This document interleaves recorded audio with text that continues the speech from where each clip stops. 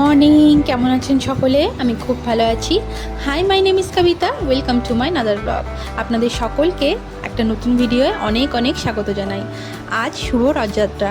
সকলকে জানাই রথযাত্রার অনেক অনেক শুভেচ্ছা।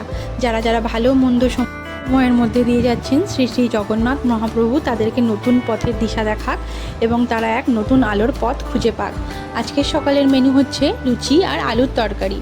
আজকে যেহেতু রথযাত্রা, তাই জন্য আজকে নিরামিষ হবে বাড়িতে রান্না। দুপুরে কি রান্না করবো সেটা এখনও ভেবে উঠতে পারিনি, তবে সকালের মেনু হচ্ছে এই। টমেটো, আলু, কাঁচা লঙ্কা সব রকম সবজি দিয়ে কেটে প্রেশার কুকারে বসিয়ে দিয়েছিলাম। ও হ্যাঁ, সাথে একটু কুমড়োও দিয়েছিলাম। এই যে আজ বহুদিন পরে বেটুর পুরনো কিছু ভিডিও খুঁজে পেয়েছি। এত ভালো লাগে না ছোট বাচ্চাদের ভিডিও দেখতে। বেটুর অনেক স্মৃতি রয়েছে ফোনে। মনে হয় এই তো সেদিনকারই কথা। শেষ বছরে ওর বাবা আর আমি বেটুকে নিয়ে এই সময় রথযাত্রায় ঘুরে বেড়াচ্ছিলাম। দেখতে দেখতে 1 বছর পেরিয়ে গেল। এই বছরে আবার এক নতুন রথযাত্রা। সময়টা চোখের নিমেষে হাতছানি দিয়ে উড়ে বেরিয়ে চলে যাচ্ছে। এসেছি একটু মায়ের বাড়িতে।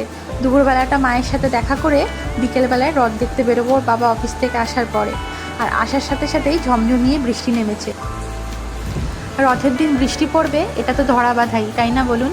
ওই যে ওই ভদ্রলোকটি ধানের গাছ রোপণ করছে। আহা, কি মারাত্মক সুন্দর দৃশ্য! মনে হচ্ছে ছোটোবেলাকার সেই পড়া আমাদের সহজ পাঠের বই থেকে কোনো একটা পৃষ্ঠা বাইরে বেরিয়ে এসেছে। এত অপরূপ লাগছে বাইরেটা দেখতে। চলুন একটু ছাদের দিকে যাই।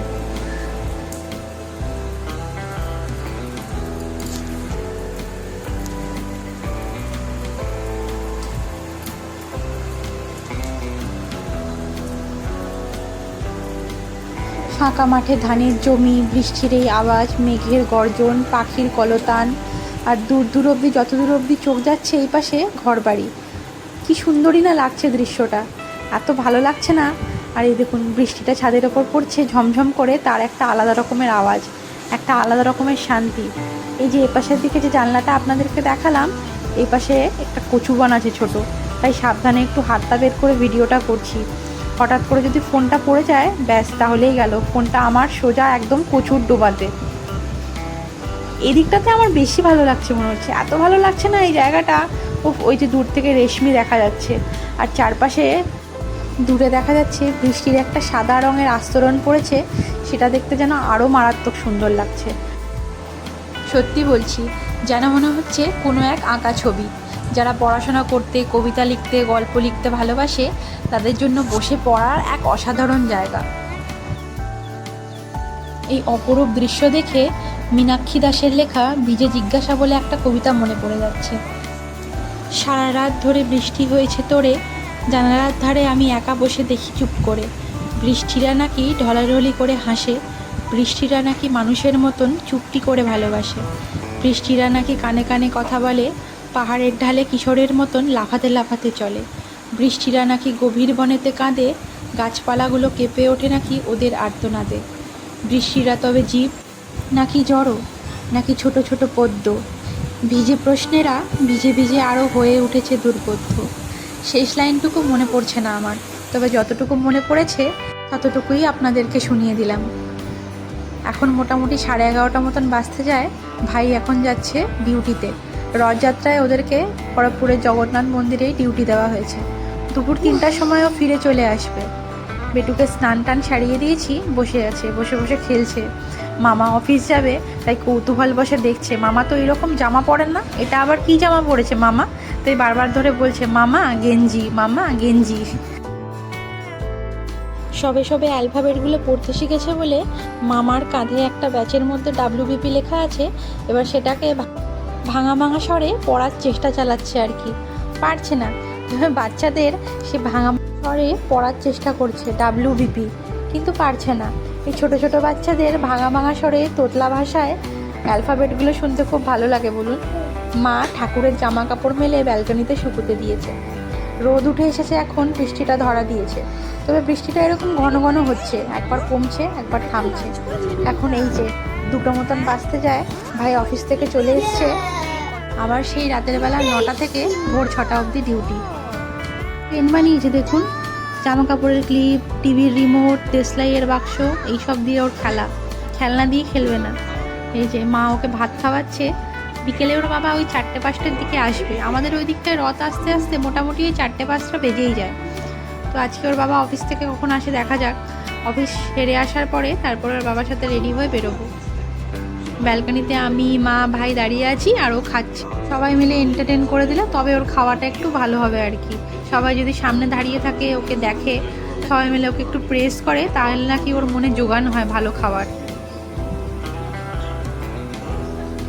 মায়ের বাড়িতে আসলে মায়ের একটা ডিউটি বেড়ে যায় এক্সট্রা, নাতিকে খাওয়ানোর।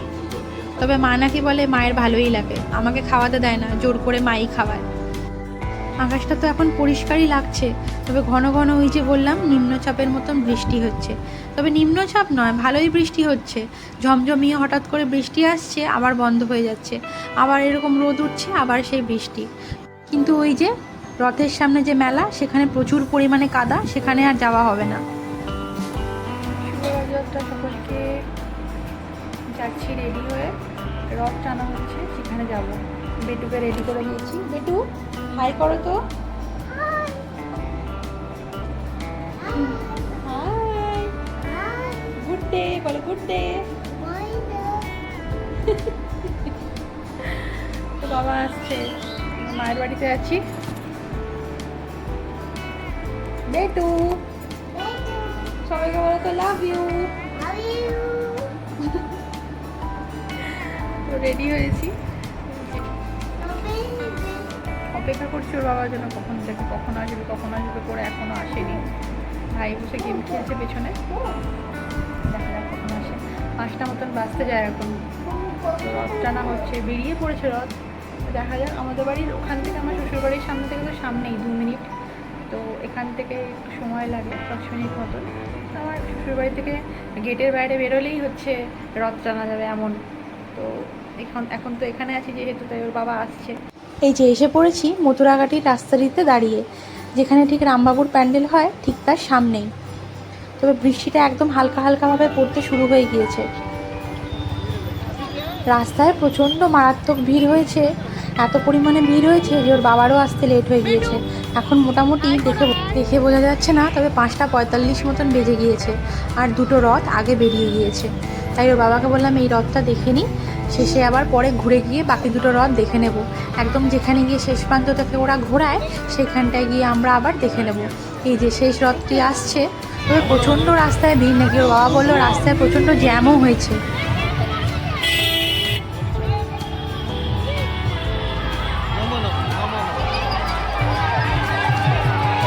ছোটো ছোটো বাচ্চাগুলো মনের আনন্দে খোল নিয়ে দৌড়াদৌড়ি করছে। এটাই তো একটা আনন্দ বলুন, বছরের একটা দিনই ভগবান মন্দির থেকে বেরিয়ে এভাবে সবাইকে দর্শন দেয়। ঠাকুরও পেরিয়ে গিয়েছেন, যাব এবারে বাড়িতে। বৃষ্টিও শুরু হয়ে গিয়েছে। তবে সন্ধ্যাবেলায় একটু ভাবছি বাজারে যাব। গত 1 সপ্তাহ আগে শাশুড়ির হাতের পলাটা বেড়ে গিয়েছিল, পলা কিনতে এসেছি।